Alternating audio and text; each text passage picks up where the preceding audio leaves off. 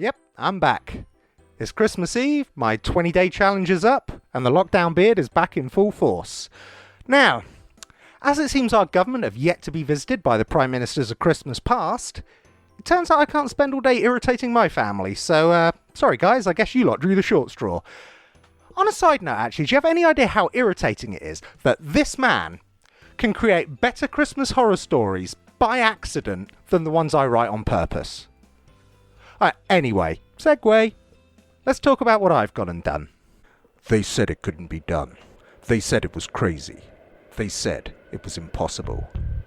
Yeah, they were kind of right. I mean, let's be fair. It took me years to get to the point where I could release my first game, so finishing a second one in under 20 days might have been pushing it a little bit. Only flipping well went and did it though, didn't I? Yeah, I mean, it might be clumsy, a bit rough around the edges, and have more bugs in it than I genuinely cannot think of a bug-related analogy to put there. But in the last 20 days, I have definitely built something that could be vaguely described as a game. On a side note, one of my brothers did pitch the name Santa Claus, as in C-L-A-W-S, which, as far as awful puns go, I kind of really liked it. Sadly, it does turn out that a whole bunch of other games have already used that name, so sorry Brian, for this one we're going to go with Sleigh Bells instead. So without further ado, let's jump in and set the scene. Our story starts just before midnight on Christmas Eve.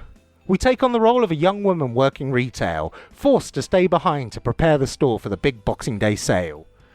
Now, did I pick this scenario because it's a relatable setting for our hero?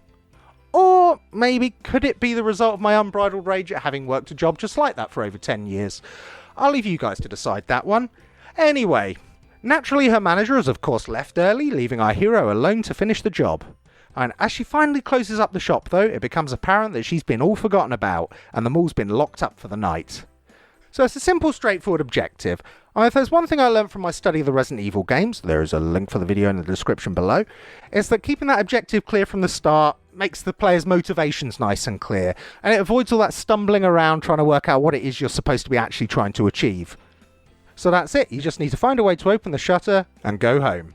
I mean, naturally, just like my last game, you're going to run into clues, snags, and spooky goings on along the way. And for those of you who remember the last video, that's not all. Basically, we want more of the same, but with a little bit extra sprinkled on top. Thank you, past me. Yeah, so scripted cheap jump scares and random clues aren't the only thing you're going to be finding lurking in the darkness, but I kind of don't want to spoil it for you, really, so I'll let you guys discover all that for yourself. Anyway, if you want to try the game out, I'll put the link in the description down below.